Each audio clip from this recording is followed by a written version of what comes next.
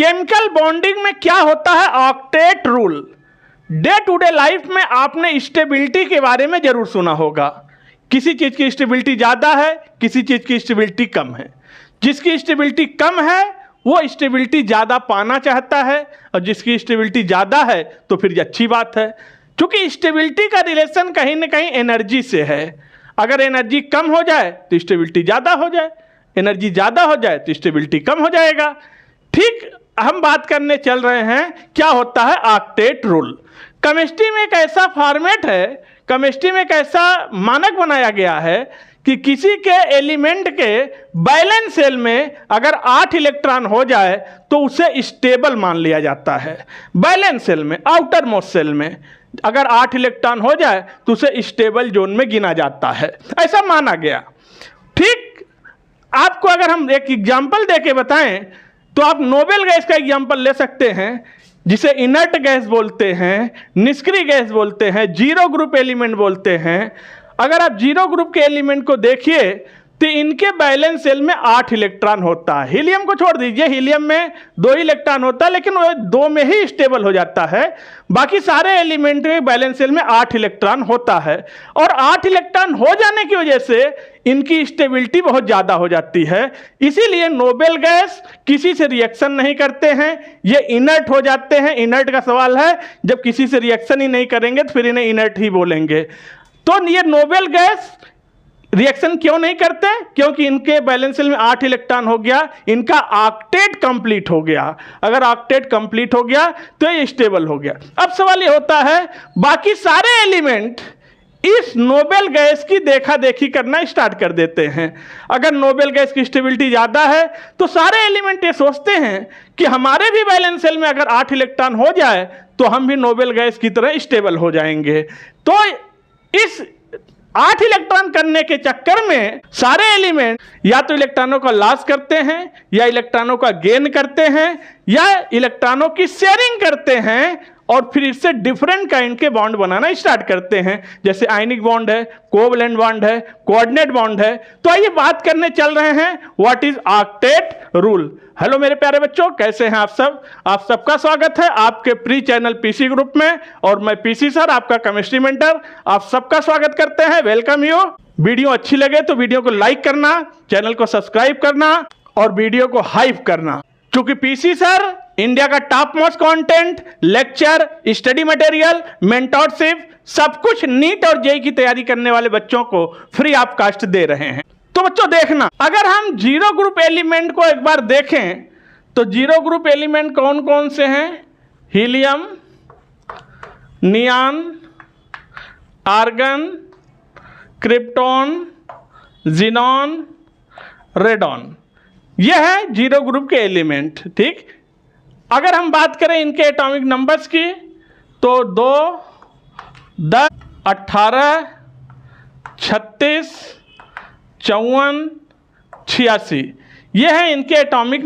अगर हम इनमें इलेक्ट्रॉनों का डिस्ट्रीब्यूशन देखें तो हीलियम के पास तो 2 इलेक्ट्रॉन है, बाकी इसमें देखें नियॉन में तो 2, 8, आर्गन में 2, 8, 8, क्रिप्टॉन में 2, 8, 18, 8, ज़ीनॉन में 2, 8, 18, 18, 8, रेडॉन में 2, 8, 18, 32, 18, 8। और अगर आप बाहु का फॉर्मेट देखें 1s का स्क्वायर, नियॉन में 2s स्क्वायर, 2p6, आर्गन में 3s स्क्वायर, 3p6, क्रिप्टॉन में 4s स्क्वायर, 4p6, ज़ीनॉन में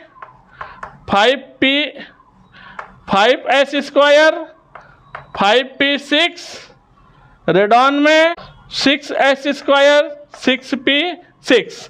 देखना, अगर आप इसको गौर से देखिए तो हीलियम के बैलेंस सेल में 2 इलेक्ट्रॉन हैं, और अगर नियॉन को देखिए तो इसके बैलेंस सेल में 8 इलेक्ट्रॉन है, आर्गन के बैलेंस सेल में 8 इलेक्ट्रॉन है, क्रिप्टॉन के बैलेंस सेल में 8 इलेक्ट्रॉन है, जिनान के वैलेंस शेल में 8 इलेक्ट्रॉन है और रेडॉन के वैलेंस शेल में 8 इलेक्ट्रॉन है।